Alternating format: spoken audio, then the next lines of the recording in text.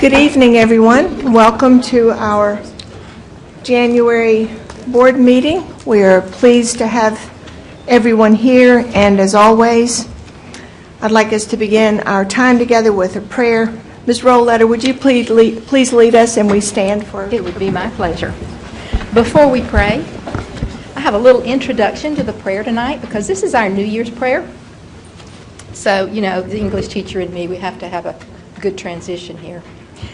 Former First Lady and Secretary of State Hillary Rodham Clinton wrote a book with the theme of how it takes a village to raise a child. Here in Greenville, South Carolina, that educational village is comprised of children, parents, teachers, administrators, and other staff, as well as this board. The 2018 New Year prayer tonight is dedicated to our educational village. Let us pray. God, because you love children, help the adults who come in contact with them see Greenville County's children the way you see them.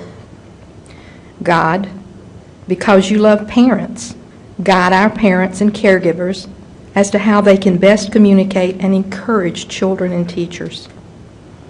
God, because you love teachers, bless the learning process in each classroom.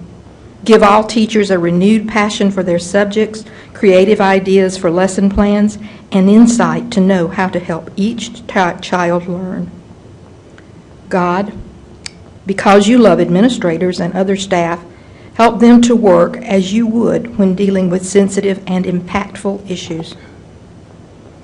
God, because you love the members of this board, give us wisdom to steer this district on the right path, because you alone are wisdom itself. Amen. Amen. Thank you, Ms. Rollletter. As we remain standing and as a reminder of the outstanding students we serve, I'd like to invite one of our students to lead us in the Pledge of Allegiance. Tonight we've invited Kenesha Robinson from Southside High School to lead us. Kenesha epitomizes the values and character pursued at Southside High School and in the Air Force JROTC program. A senior and fourth year JROTC cadet, she serves as the Deputy Commander and President of the Kitty Hawk Honor Society. She's also an active member of Southside's Beta Club. Recently, Kenesha briefed a visiting JROTC instructor, and he remarked afterwards that she was so poised and professional that he could have easily mistaken her for an Air Force officer. Kenesha, would you please lead us in the pledge? I pledge allegiance to the flag of the United States of America and to the republic for which it stands, one nation, under God, indivisible, with liberty and justice for all. Thank you, and please be seated. I'd like to thank Vice Chairman Bush and Expressions Unlimited for generously donating these beautiful flowers to inspire us, as always, to do our best work. The next item on our agenda is the adoption of the consent calendar. Do I have a motion? Motion to approve. Second. I have a motion and a second. Is there any discussion? Hearing none, all those in favor, please say aye. Aye. Those opposed, no. And the motion carries.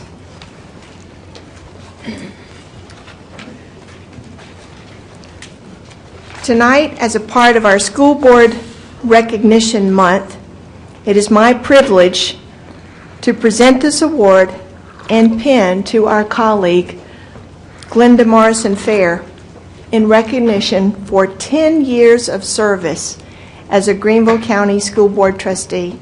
Ms. Morrison-Fair has dedicated her entire career to public education, and she has earned our deepest respect and gratitude. Thank you for all your service, Glenda.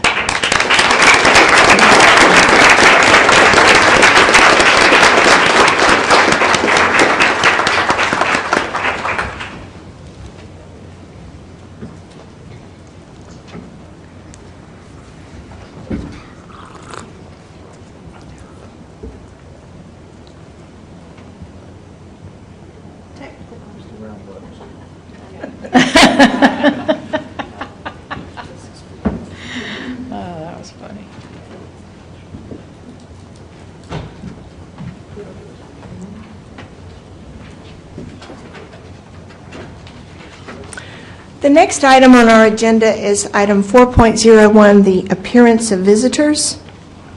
And I will ask our Board Secretary, Ms. LaVentus Wells, to read a brief statement about the rules.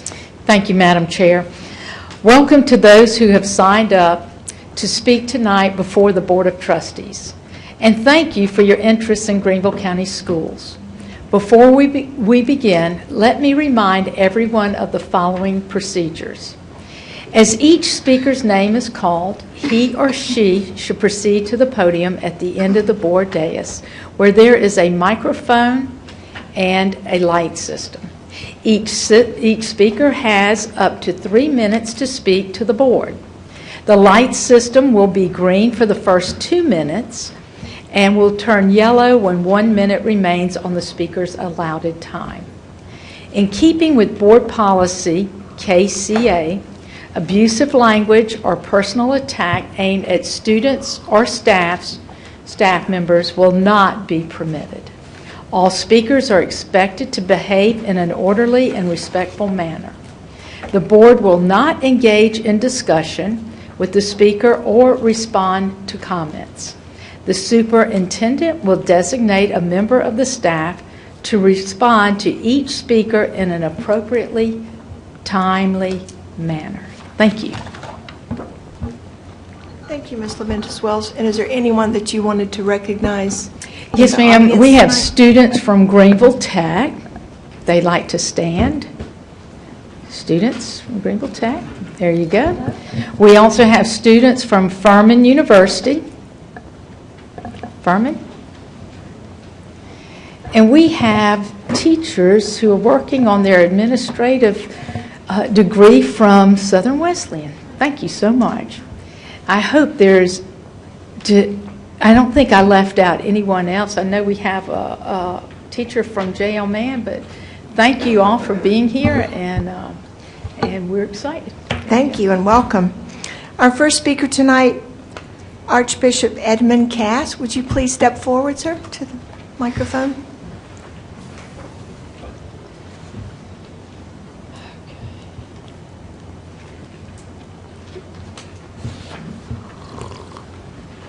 Good evening. I want to thank you for the opportunity to say a few words tonight on behalf of our dreamers and the upcoming decisions facing whether to help them achieve an educational dream. I am a product of the Greenville County school system. Was born and raised here. My great uncle was James Kenneth Cass, our former mayor. I not only finished well through K through 12, then went on within South Carolina to receive my terminal degrees at the University of South Carolina at Winthrop, and had the privilege of teaching in the colleges here in South Carolina. I would hope that we would see the tremendous value of the dreamers we have within our system here. People will tell you tonight that it's the right thing to do, it's the moral thing to do, it's the good thing to do. But there's another thing to consider. Do you realize the gold mine that you have? A gold mine of resources that you have with these dreamers? We have a wonderful group of people that will one day be able to lead the country. Wouldn't it be nice if we had had a hand in that? If we had said we're going to afford you every opportunity we can to make your dreams come true and let them be a part of our dream. We already lead the state in the best educational program. Greenville County schools are at the top. If anybody says they're not, they lie. They're at the top. We've produced wonderful, wonderful people. We produced academics. We have produced Nobel Peace Prize winners. And some of those are dreamers. that are waiting for the chance to do well. I can't think of a better way to assist South Carolina, Greenville County, and the nation than in supporting these wonderful, wonderful individuals. I think we should lead the state in saying that we will support all of those who so desperately want the opportunities that all of us have had, and we didn't have to fight for it. Thank you. Thank you. Thank you. Next, we have Erica Hernandez Perez.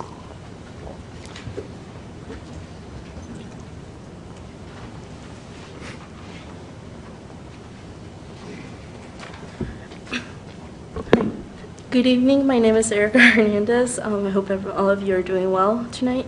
I am a graduate from Greenville High School, class of 2016. During my years in high school, I did really well. I even was part of Beta Club and Honor Society, and I really did, did a lot of volunteering and just really involved in our community. And I still am, as much as I try to be. I try to be really involved. During my high school years, I joined a cosmetology program at Donaldson Career Center, and it was a 2-year program. I was told that since I was under DACA, I would be able to get my licensure since we were provided with Social Security and work permit. And some previous students had been able to get their cosmetology license through DACA. About half of my second year in cosmetology, I found out about a new law they had implemented, which was forbidding me from getting my licensure. But I had already invested a lot of time and money, and the law was really uncertain at that point. That's why I continued with the program since I was already more than halfway there. Unfortunately, even if I had one of the best grades in my cosmetology class, I aced both my theory and practical exam. In a month later, I got just a simple letter letting me know that I wasn't going to get my license. And the reason I decided to take cosmetology was so that I can work in a professional, as a professional, and work to get to become a nurse eventually, while I studied to become a nurse. And that's still one of my dreams. But yeah, and I'm really hoping that you give students like me a chance to just continue serving this community. And I'd like to read a quick excerpt from President Obama, and I got the President's Education Award, and this is just a brief statement from that letter. Your commitment to your education demonstrates the creativity and energy that will chart the course of our unwritten history, allowing us to reimagine reality and seek new frontiers. I am inspired by your motivation and work ethic, and it gives me great hope to know our future will be written by ambitious young people like you. And I think that's what we're trying to do. Thank you. Thank you. Thank you. Our next speaker is Sarai Bautista.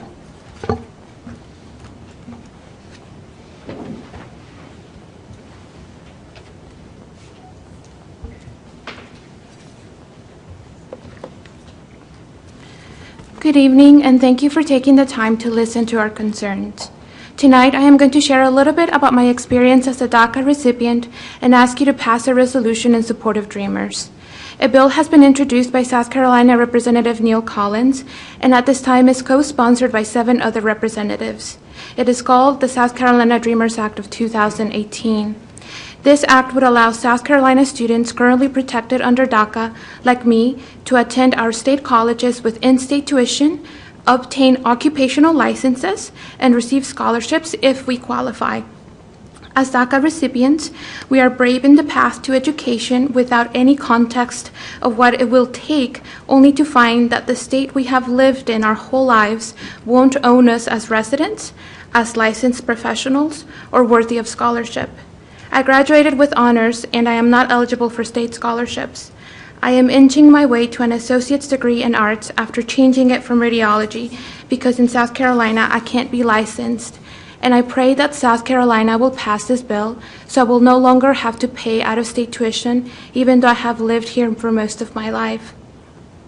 There were DACA recipients who were able to find full rights through private sponsorship. Unfortunately, these were only a lucky few. I, along with many other DACA recipients, are first-generation college students.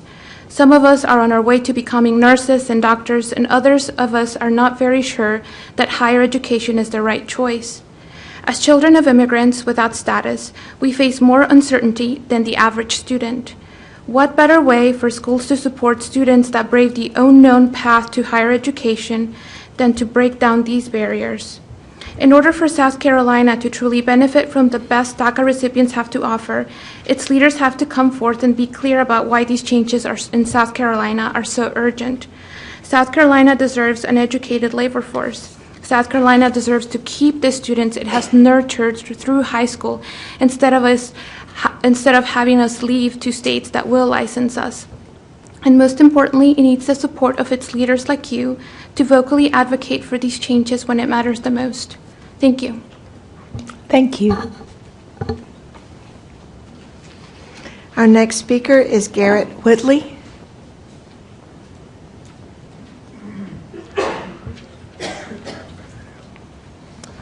Hello, everybody. My name is Garrett Whitley. I'm 29 years old, and I'm a native Greenvillian. I've been here all of my life. I haven't always been on the side of this issue that I'm on right now. I was never passionately against immigration or undocumented people, but during my childhood, I was ignorant to their plight and reasons for coming here. As an adult, I formed a new perspective, and over time, I was transformed by the renewing of my mind. As I got to know more people in minority groups, I realized that I had been sold a lie about them. I never questioned the information that I was given. People would say things against immigrants or Hispanic people in general, and for the longest time, I was complacent, and I never said anything to refute them.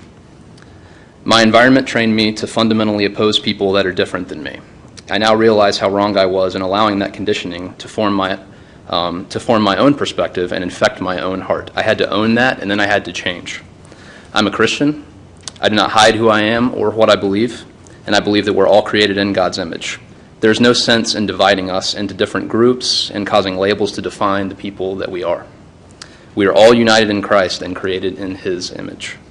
I saw a picture spread around Facebook recently that really hurt to see. It had a picture of 8 guys that were clearly really shady, criminal-looking guys. I mean, just face tattoos and piercings and all this kind of stuff. And the image read, "This is the true face of DACA." And it hurt for me to see that. Not for myself. It doesn't affect me. My life will be the same regardless. But now that I've gotten to know DACA recipients, I know what they look like. I know what they're like. If people got to know them on a more personal level than what I see, their hearts would be changed. They might also be transformed by the renewing of their minds. And these people are here. They're contributing positively to our society. They're not mooching. They're not trying to work. And I think we need to give them the same opportunity that we were given. I think we need to give people that have been here for 15 plus years the ability to have in-state tuition, pay the same rate that I'd be paying. I believe they need to be able to enter the workforce. And I stand here to support them. And to any of you that don't know DACA recipients personally, I have a few people afterwards that I'd like for you to meet. Thank you. Thank you. Next we have Dolores Bautista.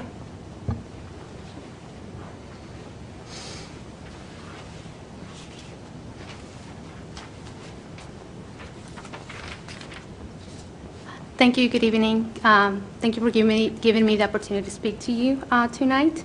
My name is Dolores Bautista, and I come before you to ask you to pass a resolution to support in-state tuition and professional licensure for DACA recipients, also known as Dreamers.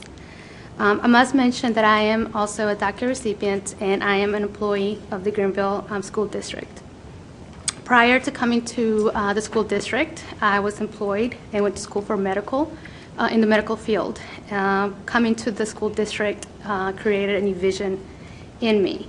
Because I'm not a citizen or not considered a resident, even though I have lived in South Carolina since I was 8 years old, I am now 28. I do not qualify for in-state tuition, and I would not be able to receive the professional license that I hope to one day be able to obtain. Even though my journey is just now taking off in the educational field, I do want to voice another fellow recipient, DACA recipient, another dreamer that was not able to be here tonight, and her name is Maria Morales. And she writes to you, Dear Greenville County School Board, I am Maria Morales, a senior at Lander University, majoring in elementary education. I am a student teacher at a local elementary school in a 4th grade inclusive classroom. I have a passion for teaching young minds and shaping the future of this state. My goal is to contribute to the state of South Carolina and give back to my community. However, South Carolina's laws do not allow me to do so. Because I'm not considered a U.S. citizen or a legal resident, I will not be able to receive my teaching license. Thus, I will not be allowed to teach in South Carolina public schools, and let's not forget that South Carolina is in desperate need of teachers. Not receiving my teaching license also means that I will have to move to another state and leave my family and community behind. I believe I'm not the only one in this situation. Many DACA recipients across the state want to become nurses, doctors, lawyers, but they are often told they cannot because of the simple fact that they are not U.S. citizens. I do not think it's fair to limit students' goals, my goals, due to our immigration status, because our immigration status does not define our abilities. Nevertheless, I'm hopeful that South Carolina will do the right thing and give us the opportunity we deserve. The South Carolina Dreamers Bill, H 4435, is one step in the right direction. If this bill gets passed, it would mean I can stay in South Carolina and do what I love the most, teach. Thank you, Maria Morales. Thank you. And to Ms. Morales. Our next speaker is Terrell Brown.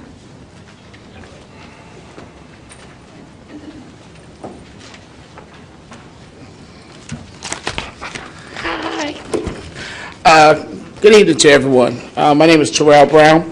I'm the Greenville County Education Association president. As you know, this month is the School Board Appreciation Month. And we want to make sure we acknowledge you all for the hard work that you do. I know you probably don't hear it from a lot of people. And Dr. Royce, we also have a cupcake for you also. Every year we run into this problem. We have 12, but we made sure 13 is the number. Okay, so made sure of that. So we want to make sure that you all hear the recognition. This thing ain't working out tonight. Whereas the education, South Carolina school-age children is the foundation upon which the economic, social, and intellectual capital of our state is built. And whereas locally elected and appointed school board play an important and vital role in a representative democracy, and decisions made by local boards of education directly influence instruction in South Carolina public school. And whereas these decisions affect the present and future lives of children, and also set direction to prepare all students to be competitive in local, state, national, and global 21st century knowledge economy.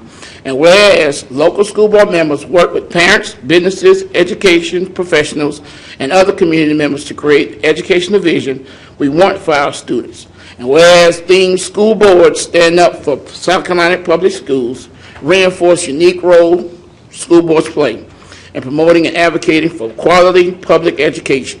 And whereas board members are elected, appointed by the people in their local communities to represent their voice and vision for their public school. Whereas School Board Recognition Month provides an opportunity to build stronger relationship between the thousands of South Carolinians who champion the mission of public education and school board members. Now and therefore it be. Resolved that the South Carolina Education Association, along with the Greenville County Education Association, recognize the contributions of the state's local school boards to the academic success of its public school students and express its sincerest recognition to local board members for their focus on the well-being and achievement of children throughout the state. And it finally resolved the South Carolina Education, along with the Greenville County Education Association, encourages local school district and community leaders to appropriately recognize our state's dedicated school board members, the Greenville County School Board of Education. Thank you very much. Thank you so much. I know we will enjoy this gift immensely. Thank you. Our final speaker for the evening, I hope that I am pronouncing it right, Will McCorkle. Have I got it right? Or? That's correct. Thank you. Well, good evening. Again, my name is Will McCorkle. I'm a former high school teacher at Greenville High School. Actually, Erica was one of my students. I taught social studies over there. I'm a doctoral candidate at Clemson in education now. And I guess working at Greenville High really opened my eyes to a lot of these issues and what students were going through. I still remember another teacher came to my room in the middle of the class and he said, "I don't know what to do." One of my students just broke down crying because she's been working for 2 years on her licensure and they just told her a month or two before graduation that she can't get licensed. And this is happening throughout our state. I don't know how many students I've seen that I've had that they get to the end of high school and there's just very few opportunities for them. And South Carolina, compared to the rest of the nation, is especially restrictive. Actually, and again, this is the central part of my research, South Carolina is the most restrictive state in the nation, and it's very shameful. And so what we're asking for this board to do is to make a public resolution in favor of in-state tuition and public licensure for DACA recipients.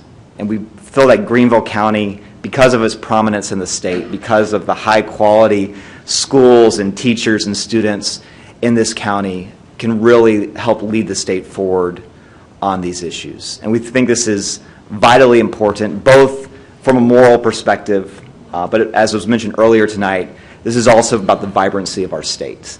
We need more teachers, we need more nurses, we need more people in lots of different fields, especially people that are bilingual.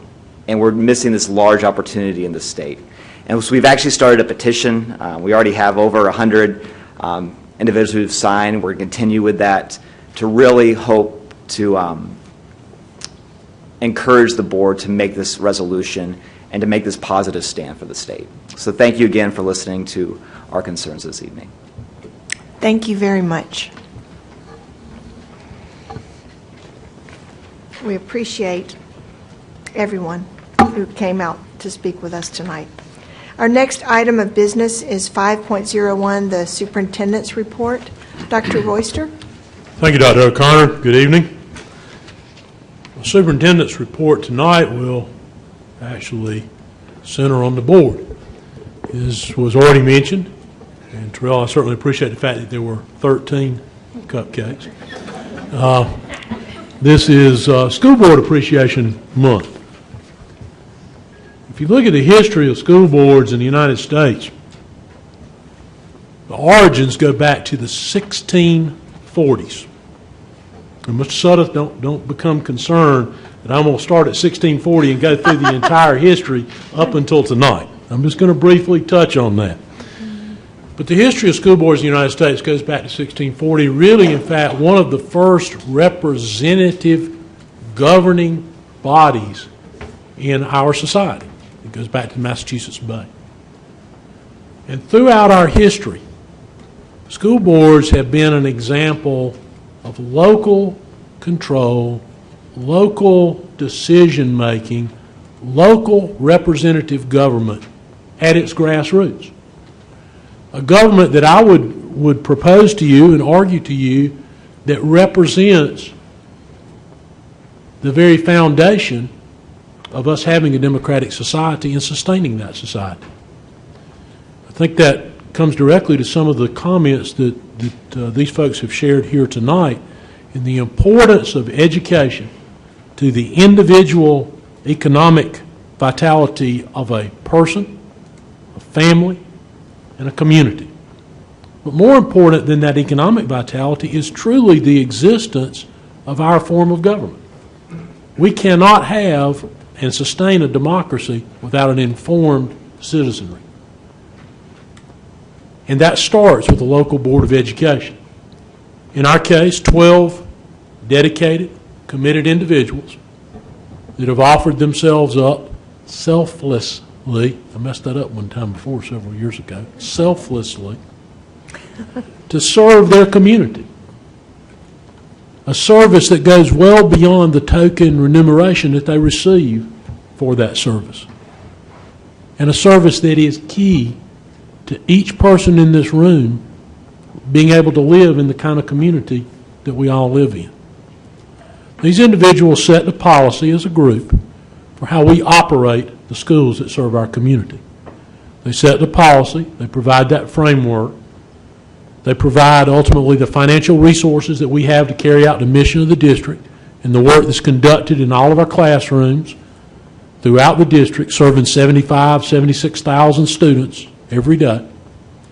Most importantly, in addition to the policies that they establish and the framework that they set and the resources that they provide, they set from this level a high expectation for all of us to carry out the work on a day-to-day basis to ensure that our community has the best educational opportunity that we can possibly afford our citizens, to ensure that we're continuing our way of life, our society, and providing the opportunity for individuals to advance and improve themselves. That's what these individuals do. That's what they have dedicated themselves to do. And although they are elected to represent particular areas, as you observe them carry out their roles, you'll see that their commitment is not to that area that they serve, it is to the betterment of every student and the betterment of opportunities for every student throughout Greenville County schools. We are most appreciative to have this kind of Board of Trustees, and tonight, as a visible sign of that appreciation, we'd like to share with you a little gift that some members of the staff will bring up. This is not anything for you to eat, so this is something for you to wear. You might can wear it this week. I don't think you could have worn it last week.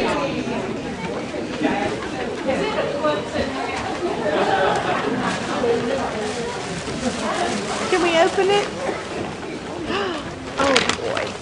Oh, this is wonderful. As you know, each year we've tried to recognize your service with something that helps you to carry out that service, whether it be a pen or a nameplate or a vest or a shirt. So we hope that you will enjoy that and wear that, and we know that you will wear it with pride. It's beautiful. We appreciate your service and your dedication. Thank you so much. That concludes my report. Thank you, Dr. O'Connor. Thank you so much. That is wonderful. Thank you so much, Ms. Rollletter. Dr. Oyster and staff, thank you so much for this. This will be going with me to the gym Monday. I can't tell you how much I appreciate everything I've ever gotten with Greenville County Schools on it. It's my honor to wear that badge proudly. So thank you so much. Truly, and I think the rest of this board would agree with me, you guys and Dr. Oyster make our job easy. I hear about the struggles with other boards.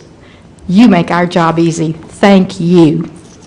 Thank you so much. And I do not take this as meaning we're required to go to the gym. Is that right, sir? No. There are no strings attached to your shirt.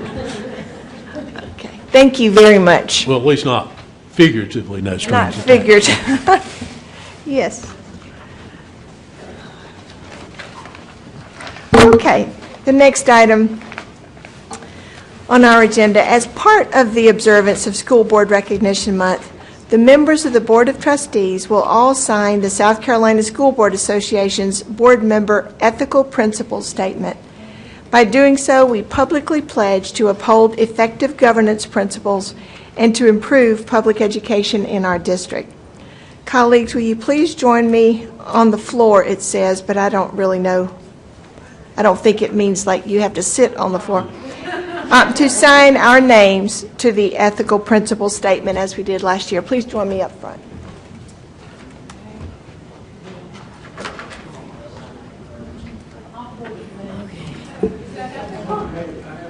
That's not ethical. That's unethical. Ethics.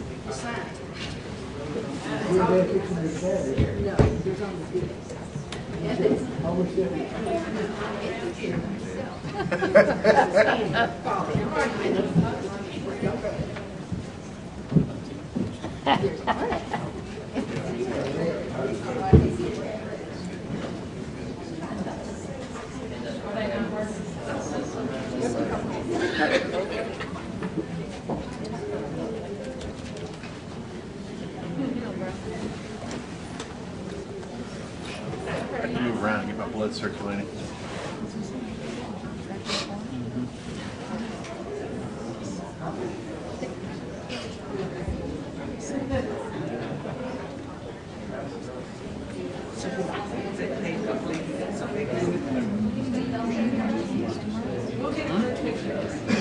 Yeah, all day meeting.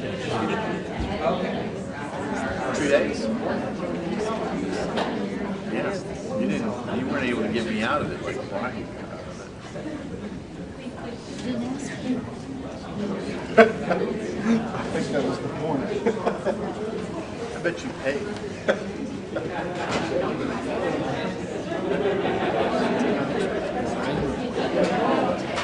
I'm going to send you all those tips. How are you?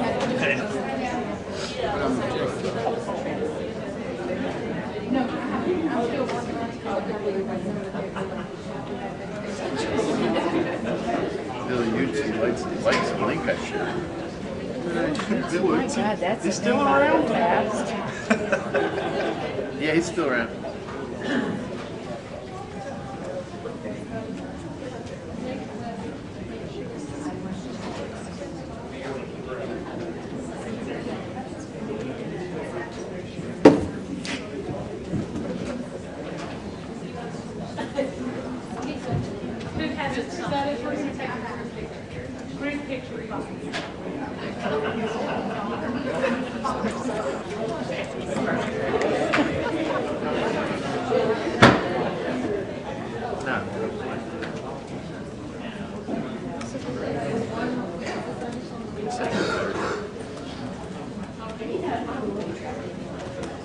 Brian said 10.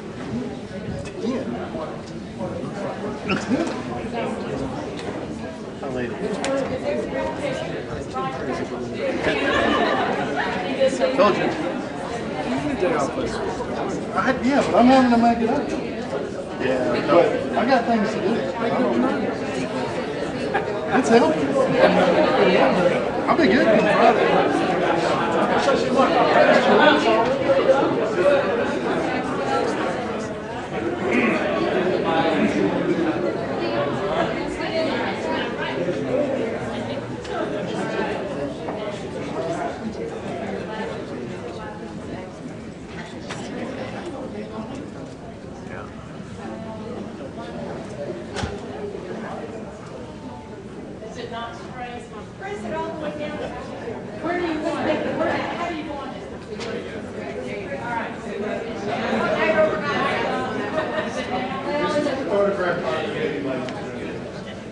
Don't worry, you can't kill yourself. I had a glitter bomb go off in my car.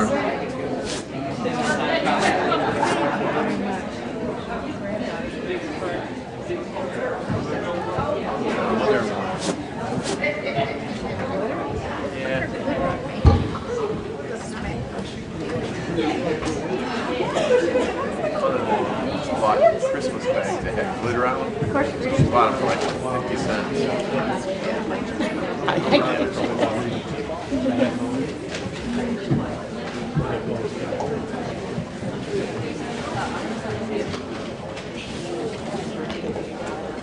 festive.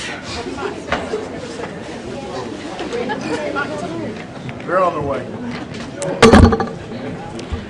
The next item on our agenda is item 6.02, and due to a working relationship I have with one of the firms, I will recuse myself from this item and turn it over to Ms. Bush. Madam Chairman, likewise, I'm going to be excusing myself for item 6.02 as well. Thank you. Okay, the record will show that, and they also left the room. And item 6.02 is the architect selection for the new Roper Mountain Science Center, the Environmental Science and Sustainability Building. The recommended motion from the Committee of the Whole is to approve Firm A to design the new Roper Mountain Science Center, Environmental Science and Sustainability Building. Since it has come from the committee, this item does not require a second. Are there any questions, or is there any discussion on this item? No. Seeing none, all those in favor say aye. Aye. All opposed, like sign. And the motion carries.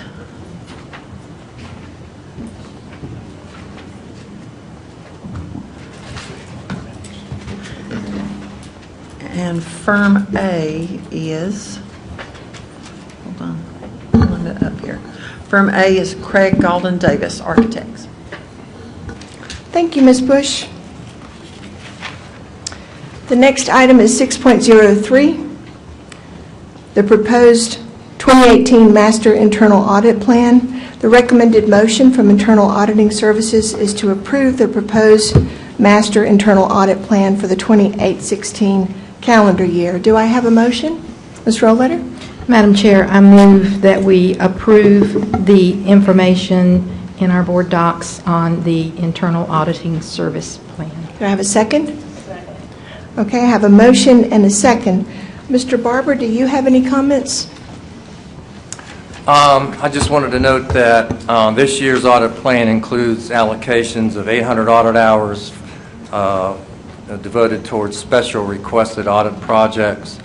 1,050 audit hours are for the completion of prior projects. 2,200 audit hours are devoted to the 2018 audit plan and follow-up. And this year's plan consists of 5 areas of concentration. The first area is student activity funds, and this is an internal audit charter requirement. The warehouse physical inventory, we've been performing this for a number of years to help reduce the external auditor's fee. Cash receipting and accounts receivable, this scored high on our risk assessment, and this was also an external auditor's recommendation. Purchasing cards and credit cards also scored high on our risk assessment, and this again also was another external auditor recommendation. And the risk management also scored high on our risk assessment, and this is an internal auditing standards requirement. And again, we're presenting this for your approval, and that concludes my presentation, Madam Chair. Thank you, Mr. Barber. The first person's hand I saw was Ms. Rollletter. Would you have a question, Ms. Rollletter, or a comment? Yes, let me get back to it. I touched something on this touch screen and it all went away. I'm here.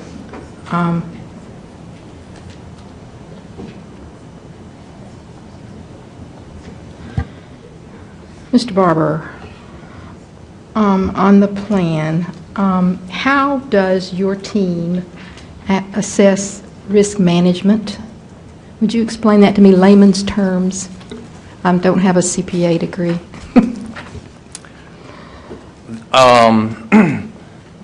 That's an audit. That's a project that we've never taken on before. So that's the question. So really what risk management is, as far as the Institute of Internal Auditors is concerned, is identifying significant risks and identifying those, and also listing ways to mitigate or reduce those risks. So it's a global system where you would list all the risks of the organization and how you're going to try to mitigate those.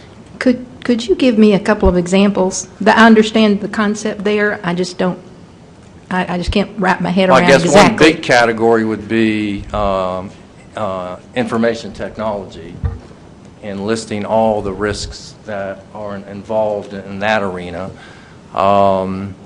Do you have someone on staff who can, on your staff who can, I know we've talked before about having someone who's knowledgeable in technology on your staff. Do you have someone there who can make recommendations if you find risk? Well, we're not going to actually do it. This is something that management should be doing. To that particular point, Ms. Roletter, Mr. Barber may recall, we actually have an external contract with an auditor to audit information management services. I don't know how close you are to completion. Mr. Knotts is out sick tonight. Mr. Brown might be able to speak to that. I don't know if he's in here. He's sitting there where I can't see him. Yeah. Do you know how far along that audit is, Bill? We're in the final phases of the audit, and one of the things that we had on the audit was risk management, risk compliance. Thank you. Thank you. That helped with that question. For the student activity funds, do you already have a list of schools you intend to audit? Or is that more of a living document that changes as the need arises, or both? We have a listing of all the schools that we've audited for the last long period of time. Right. So we'll do we'll look at that. We'll get recommendations from the administration on schools to go to. We'll also look at schools that we haven't been at in a while. We also look at the ones that the external auditors may or may not have on their listing. So we have that pretty well under control. That's a project that we do every year, so we're extremely familiar with that. Some of these other audits we don't necessarily do every year, so we have to do a lot of planning to try to determine the scope of the project, identify risks, and so basically we try to develop a risk-based audit approach. So we do a risk assessment, and then we design tests in order to mitigate those risks. Okay, and last question. I know my definition of a purchase card and a credit card, but what is the district's definition of a purchase card and a credit card? How are they different? Well, the purchasing cards, we have a lot of our maintenance personnel and some other personnel have purchasing cards where they can purchase items through that credit card system, so that's what we're looking at. Oh, it's a different kind of credit card system then. There are only, I believe, 4 credit cards in the district. All the rest of the cards are procurement cards. Mm-hmm. The procurement cards have, in many cases, numerous restrictions on them. Some of them are vendor restricted. They can only be used with certain vendors. There's a certain checkout process. They're much more restrictive than credit cards. Now, not restrictive in that you still have to follow the procurement code, whether it's a credit card or a procurement card, but they're much more tightly constricted than credit cards. That's Again, the answer I wanted. Thank you. 4 of them. Thank you. There are hundreds of procurement cards. Yes. Thank you. Is that it, Thank Ms. you very Roletter? much. That's it. Okay. Thank you. Mr. Lewis? Thank you, Madam Chairman. Mr. Barber, could we do those numbers again, because I didn't write them down quickly enough. So you allocated 800 hours for special requested audits. Yes, sir. And those are audits that have not yet been requested, or Yeah, part of this list? that's just an estimate, an allowance that we're allowing for any type of special request to build that into the plan. 1,050 hours for the completion of prior projects. Okay. 2,215 hours devoted to the 2018 plan and follow-up. Okay, so the 1,050 hours, that includes the audits that are on the 2015, 2016, 2017 calendar that are not completed? That's correct. And so is it your expectation that the 1,050 hours that you've allocated would be what's necessary to complete all of those audits this year? That's my estimate, yes, sir. Okay. And we also had to allocate some hours to Greenville Middle for that particular project, because we may have to do some more work on that project. Okay. And then can you break out the 5 current audits that are in the 2215 hours of kind of how many hours are you anticipating spending on the risk management audit, for example?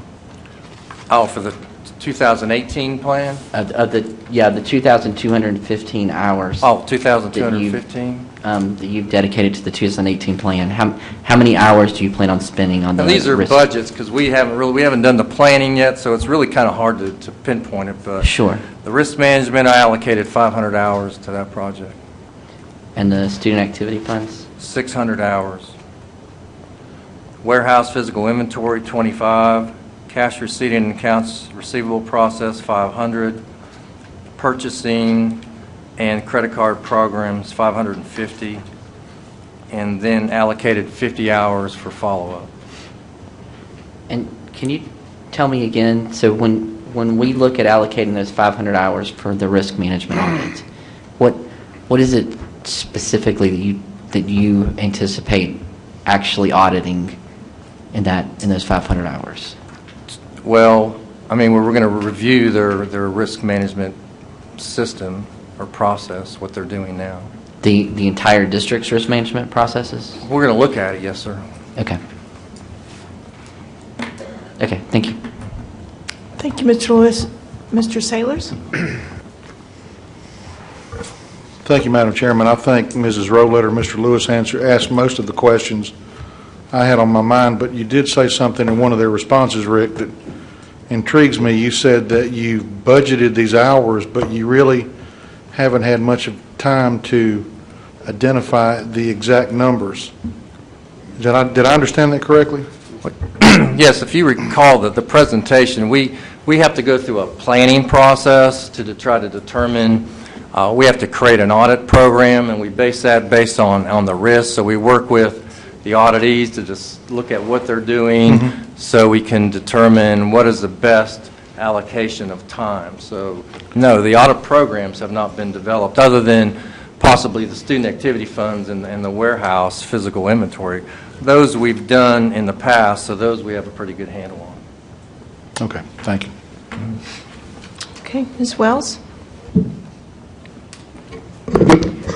Thank you. Mr. Barber, you said you only spend about 25 hours on the warehouse inventory? That's correct. So what is that just physically taking the end of year inventory every year, or is it something beyond that? Well, it's part of it's in your financial statement as a line item. You have an inventory valuation, and I send out some information to the board on what we counted and so forth. But so it's actually physically counting every nut and bolt and item in that warehouse. Is that paper? Is that something you usually need an auditor to do? Well, like, what's the reason for using? Well, the external auditors would have to do it.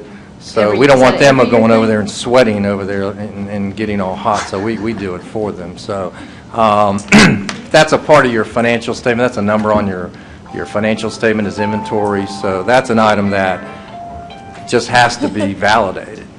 Okay, so I guess I didn't realize that we had to.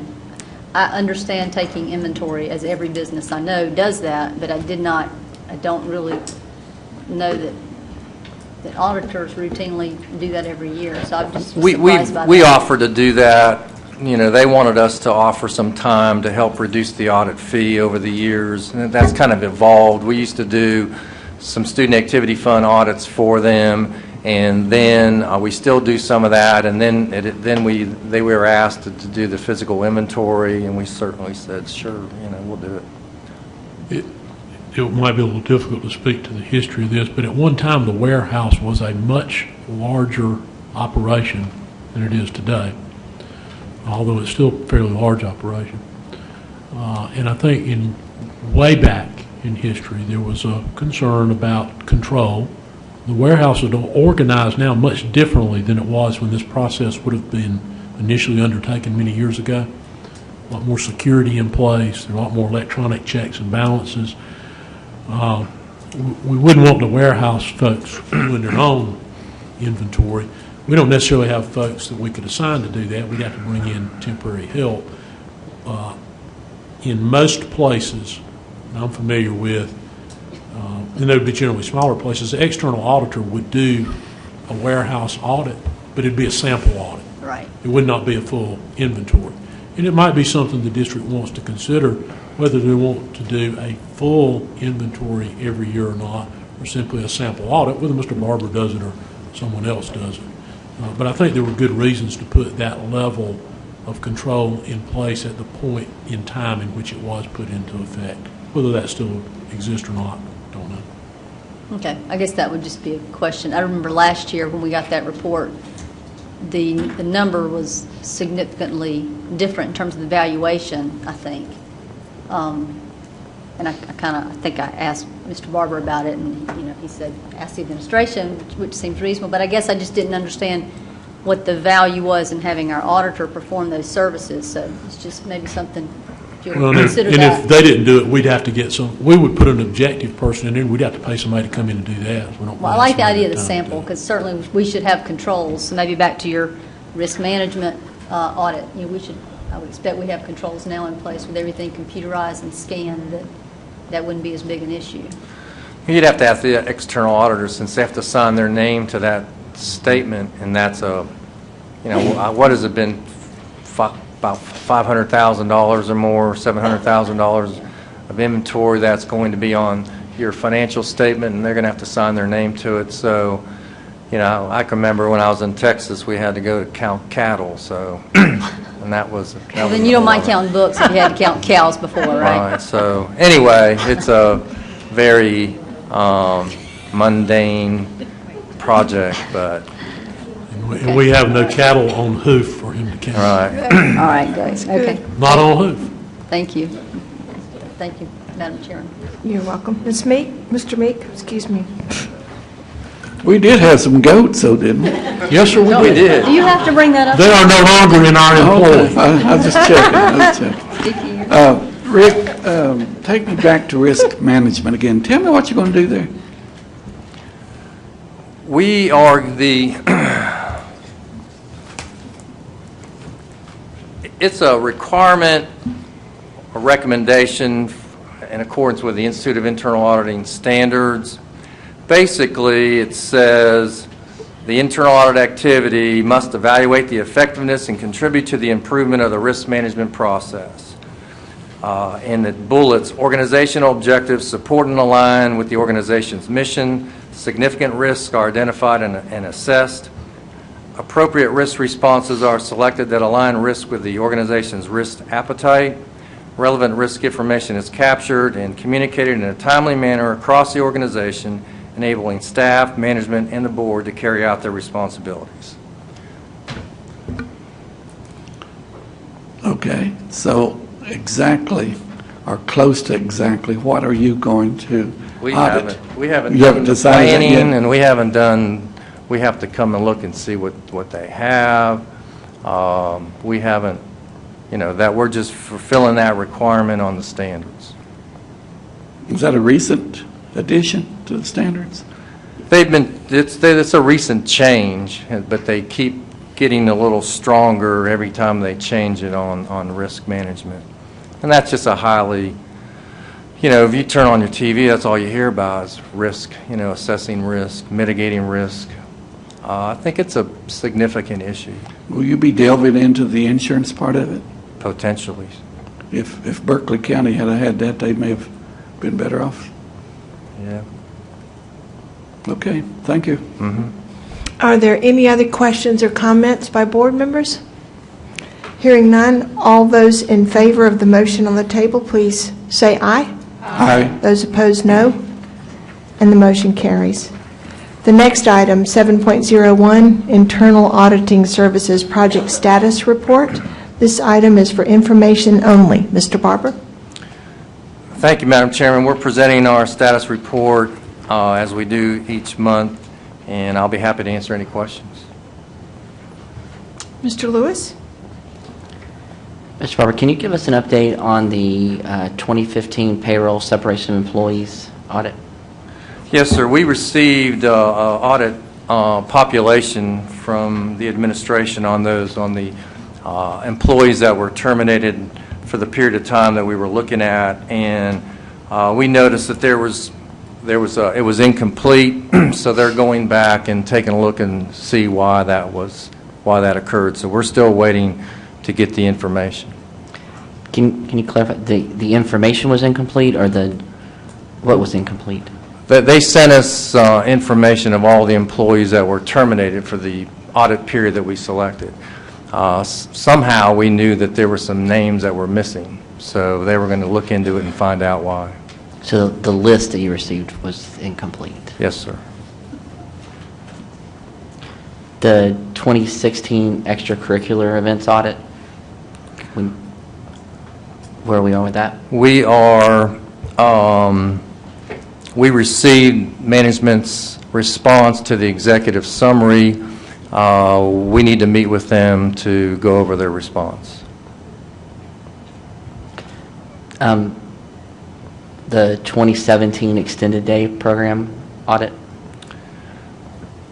That, we are way over budget on that project. We've looked at some manual records that they're keeping trial balances on with student accounts, and we're finding tremendous amounts of errors.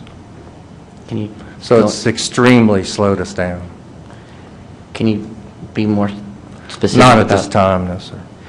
So when you look at the amount of time that you've allocated, the 1,050 hours, does that take into account the extra amount of time you think it's going to take to clear up those errors to be able to get that to us? I mean, yes, sir, there's hours allocated to complete that project on that 1,050 hours. Hopefully, the rest of the schools, we're not going to find the same what we found thus far. So when you look at prioritizing the existing audits that are incomplete and the new audits that have not yet been started, what is your timeline for when you would expect, like, the extended day audit to be done compared to starting the new audits that we just approved a few minutes ago? Is this going to get done first, or is it? Yes, we're going to finish what we have on the books, what we have, before we start anything on the 2018 plan. Okay. Unless we're held up waiting on information, then we'll move to the next project. I mean, we there's times we may have, one team may have 2 or 3 audits going at the same time, pending information that they're waiting on, and so they have to keep moving forward. So looking at those 3 audits specifically, the payroll audit from 2015, the extracurricular events audit in 2016, and the student activity fund extended day program audit in 2017, would it be reasonable to expect those 3 audits to be finished before the end of the school year? Oh, yes, sir. Okay. Thank you. Thank you. Mr. Sailors? Rick, in answering one of Mr. Lewis's questions, you made a statement that kind of caught me here. In the payroll separation of employees audit, you said that you essentially sent the material back because it was incomplete, and you said that you knew there were names missing. How did you know there were names missing? One of my staff members knew that a person that separated services with the school district, and they weren't on that list. Okay. Thank you. Okay. Ms. Goodwin-Caldwell? Mr. Barber, on that, the 2015 payroll, Yes, you have ma'am. separation of employees, but wasn't that payroll audit supposed to be, it's not just the separation of employees? Yes, ma'am, that's what it turned out to be. When we met with administration and looked at the risk, that was the area that was the highest risk. So that is the area that we determined that we were going to, that was... Isn't this the same area that we were waiting on the administration to get you information Yes, ma'am. about payroll? But it wasn't just separation of employees. I'm not sure exactly, well, they were never It was a informed. I'm not payroll sure. audit for 2015, Right. right? But I hadn't seen the separation of employees before. I just remember seeing payroll, the payroll audit for 2015 Right. wasn't complete, and you were waiting on the administration to get you information. Correct. But now it says separation of employees, so we just narrowed it down. We did the to planning. just- We met with administration to try to determine the risk. We did the planning. We identified that the separation of employees had the highest risk, so that is the area that we decided to to look at. So everything else is complete as far as the payroll is concerned I for can't answer that. 2015? I can't answer that, ma'am. We haven't audited. You'd have to ask the administration what was pending on payroll. We have no idea. Can the administration answer that? I'm not sure I fully understand the question. Maybe Ms. Stack does. But Mr. Barber determines the scope of his audit. Now, he gets information input from the administration. And as far as I know, other than the fact there was an employee name missing, the administration has provided you the information you requested. Isn't that right, Mr. Barber? Yeah, we're waiting to get a revised report. Ms. Stack, is there anything you can add to that? I think maybe Ms. Caldwell was talking about the time period when we were going through the upgrade, and that's when we asked for the delay. Right. And then once we got the upgrade in and processing, then that's when we met with Mr. Barber and talked about all the risk. And the separation was the area that we deemed the riskiest in the payroll process. Okay.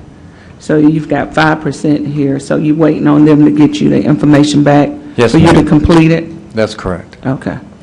All right. Thank you, Mr. Barber. Are there any other questions or comments by board members? Okay. Thank you very much for your update, Mr. Barber. You're welcome. Thank you. Our next item, 8.01, is our committee liaison reports. Ms. Grayson, would you like to start us out, please? Thank you, Dr. Paula Connor. The Advocacy Committee met today. We discussed several things. We are looking at the DACA issue. May have something for you next time. We may be meeting in the interim. If we do meet, we'll send out a notice to the board in case anybody who's not on the committee wants to attend. And we are going to D.C. February the 3rd through the 7th. I think we have half of the board going this year, so we're looking forward to that. No new issues on the federal level that we haven't already previously addressed. Same old as far as that goes. But if you have any questions about our federal legislative platform, just let me know. Thanks. Okay. Ms. Wells, do you have an update for Instructional Policy Committee? The Instructional Policy Committee has not met, but I did want to share just a couple of notes. Okay. I think I mentioned last time that we had a teacher survey that was going out. Dr. Mckray is finishing up his analysis on that, and it'll be something that we'll be able to have a meeting in the next week or so with the committee for us to address. But I was really excited that we got 1,750 responses, which is about 30%, which I think is a phenomenal return, particularly because it was over the holidays and because they had other surveys to fill out. And as I'd said, I'd gotten a lot of positive feedback. I think I'm really looking forward to us being able to dig into what that looks like and think we're going to get some really meaningful information out of it. So I'm very appreciative. I think our teacher forum folks have left, but I'm very appreciative of the teachers taking the time to fill that in. And we'll have, with 750 responses, some of those open-ended questions, we'll have lots to talk about at our next committee meeting.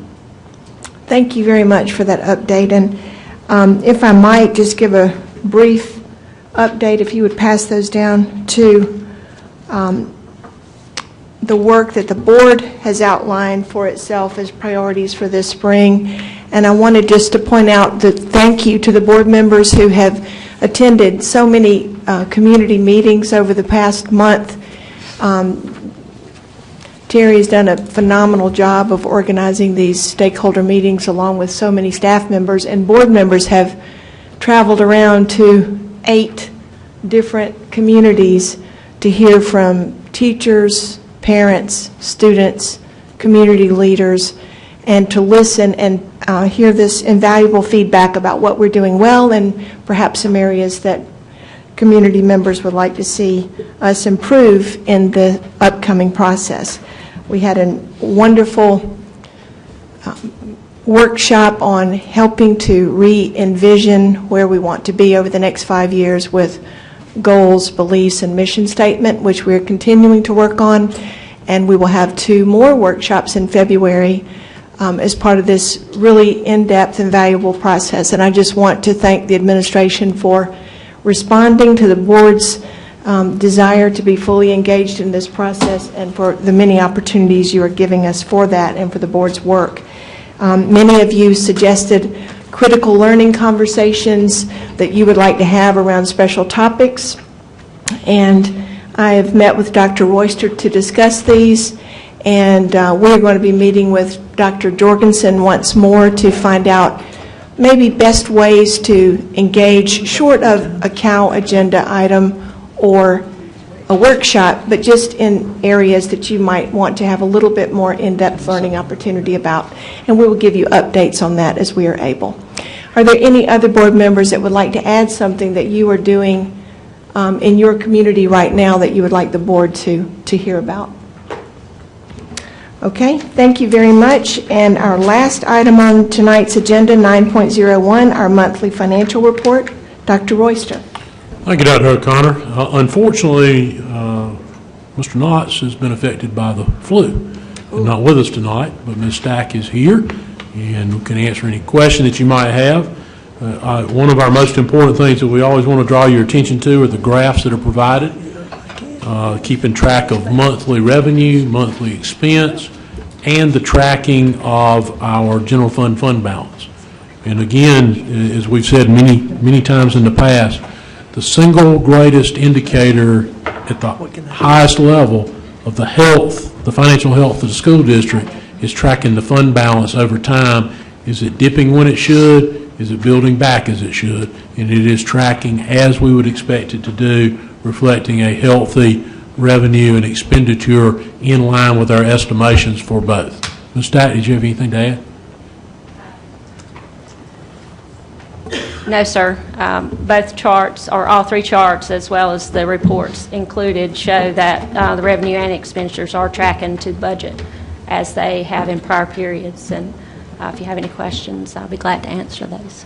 Any questions by board members? Yes, Mr. Sudduth.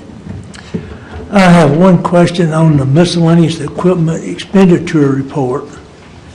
At Fisher Middle School, we got 3 cafeteria tables. Does a cafeteria table cost $1,867? Dr. Gary, can you speak to that? They're very expensive. What makes them so expensive? The mechanism that locks and the number of seats in school that come with it. How many schools go with it? You can get 6, 8, or 12. Are these 6 or 8 or 12?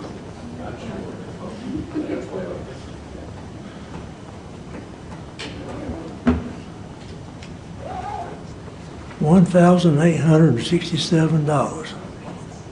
Wow. Thank you. That's all I have.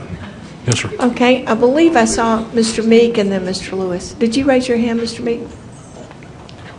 Sure. Wasn't sure if it was Mr. Lewis twice I saw. It's been so long ago, I forgot.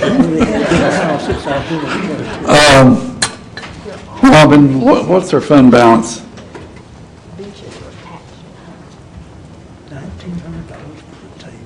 I hadn't asked for a while, but, you know. Caught her off guard. It's $63.9 million. How much? $63.9 million. Okay, thank you. Okay, Mr. Lewis?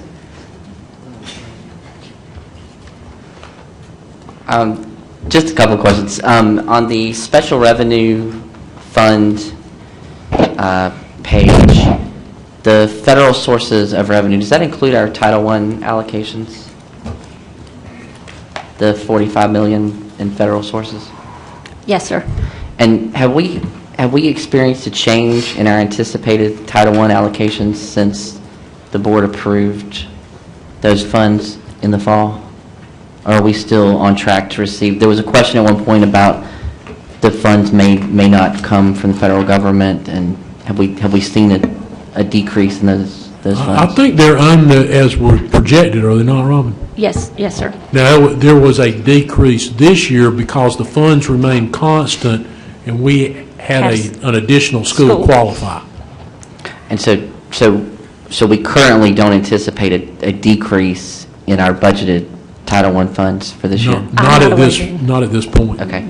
I remembered at the earlier conversation about Title I funds, there was some question about how different schools were choosing to use their funds, and because there was some question about how schools were anticipating this decrease in funding that came to them this year and what they were doing differently. And Yes. I think at that time we had talked about seeing a summary of how the schools chose to address that issue. Have we made any progress with getting that report? I don't know. I have to check with Mr. Knott, but we'll make sure that you get it. Okay, thank you. Uh-huh. The other question I have is I just want to make sure that I'm reading correctly the graph for the general fund balance. So as I look at it, it is dipping similarly from one year to the other. Yes, sir.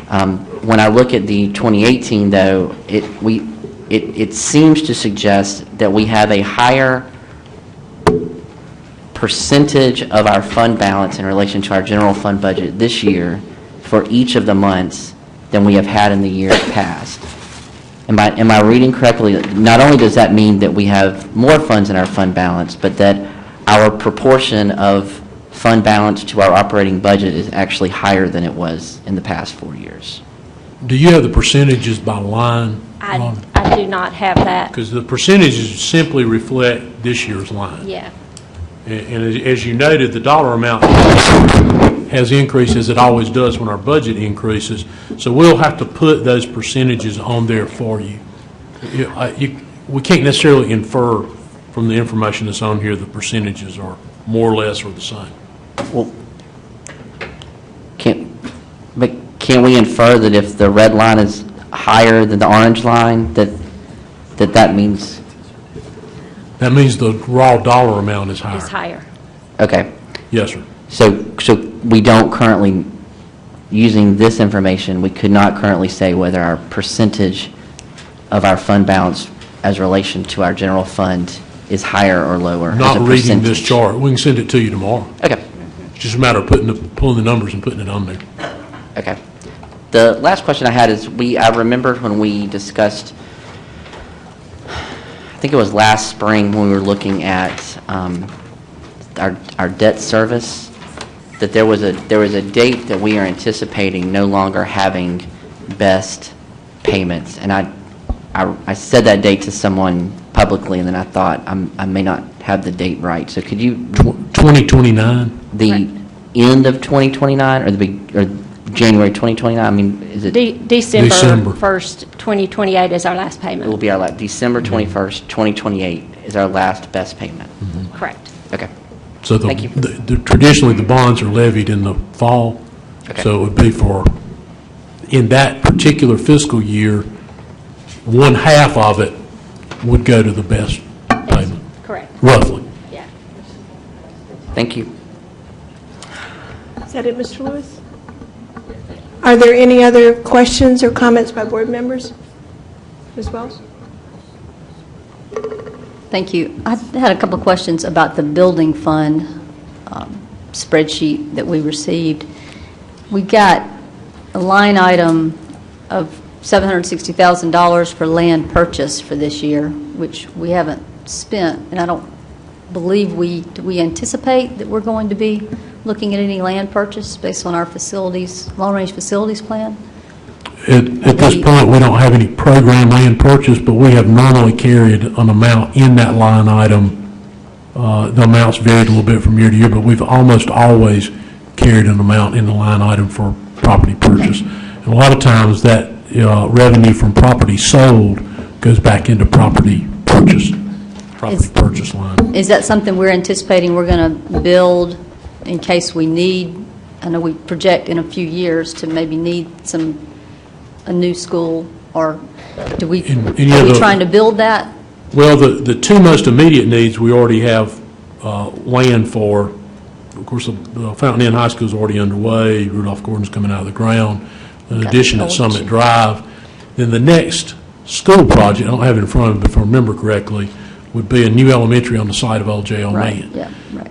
What we don't have, and what we would have that money sitting there for, if you have an interim need somewhere, all of a sudden we need to expand, we need to program a new school, we need to maybe buy some property to put an addition on another school. it's generally speaking been a prudent practice to maintain a certain amount of money in a site acquisition. We might, sometimes an opportunity presents itself to purchase a site for something down the road. So that's been the general practice of the district. Most times it's probably been about $1.25, $1.5 million, Terry. So it's less than it has normally been. Okay. We also have in what do we call it, energy fund again, renovations for energy improvements. We have like $1.5 million for energy projects. Is that, and we've spent 120, is that work we've planned? Is that the LED light change out, or what is that $1.5 million for? We budget $1.5 million annually.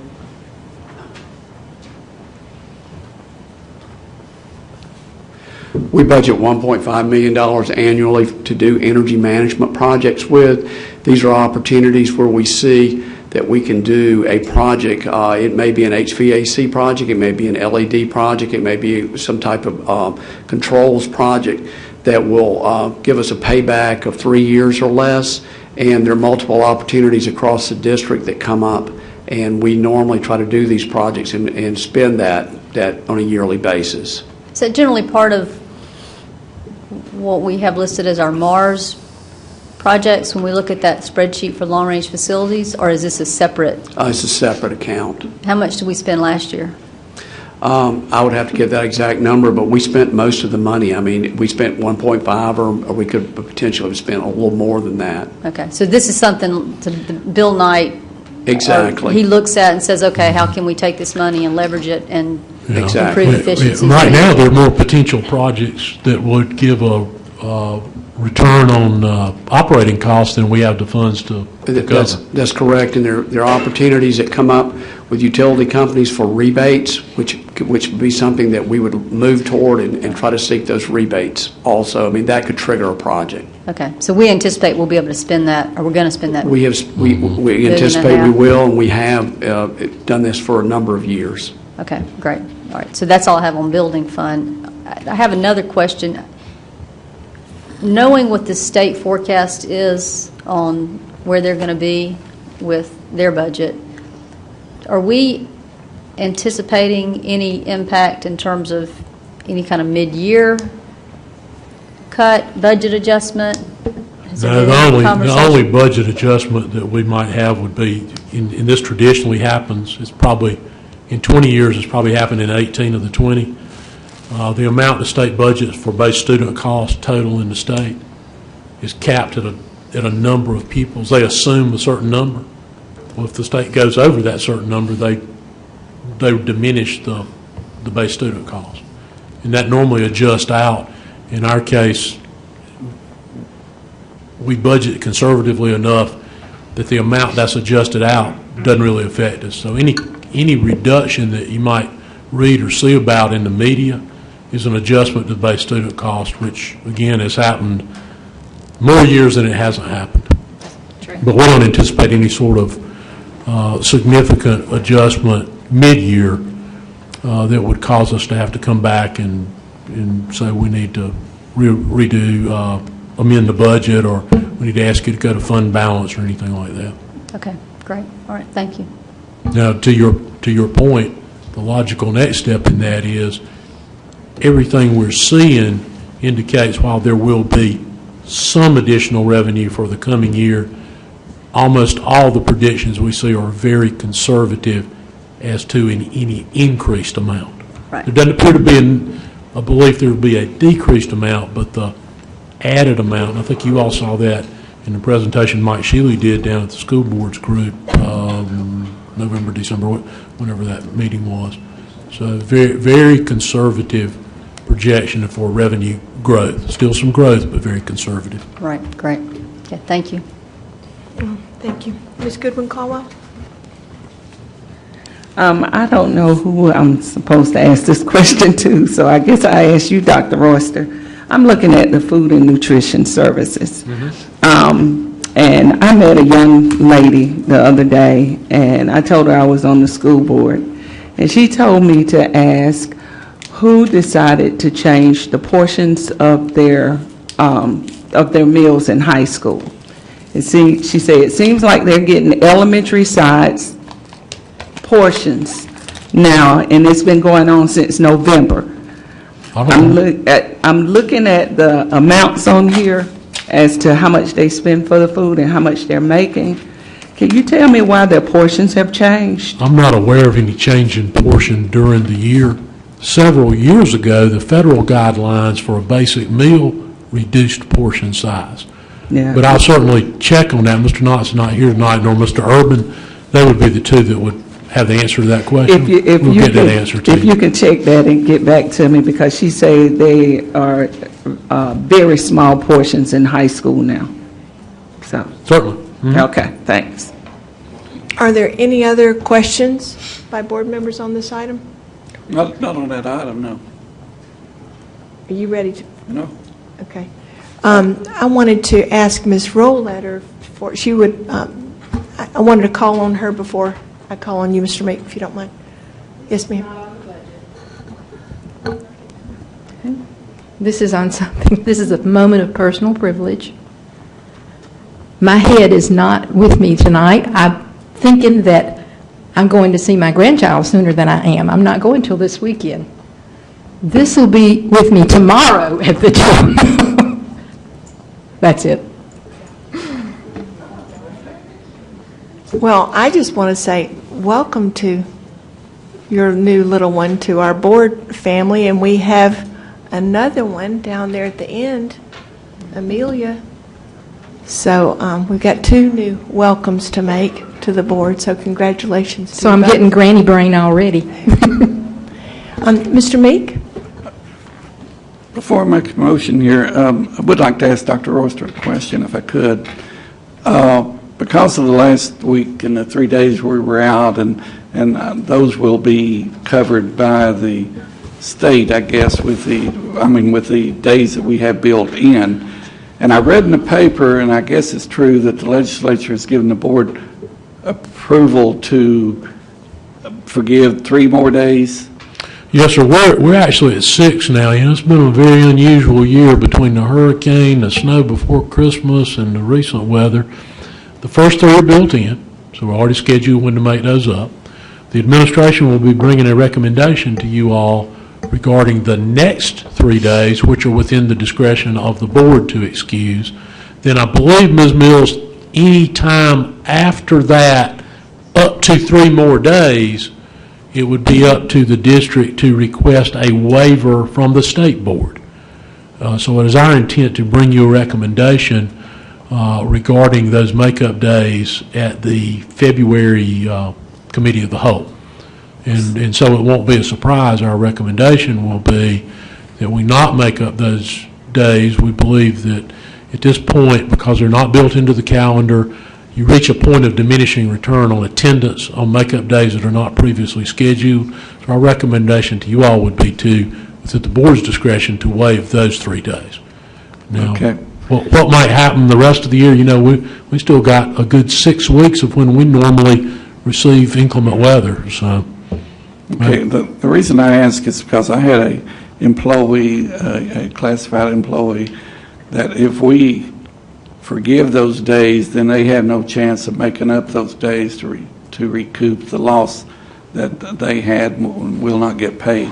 That's not been our practice in years past, and won't be our practice this year. Now, they will have to work the time to get that pay, but they will receive pay for those days, provided they work. So they will be given an opportunity. Yes, sir. In fact, I believe guidance went out to department heads and principals today on that. Okay. Answers my question. Yes, sir. Okay, anyone else? Mr. Meek? Thank you, Madam Chairman. I make a motion to adjourn. I have a motion and a second to adjourn. All those in favor say aye. Aye. Those opposed, no. And we are adjourned. Thank you very much.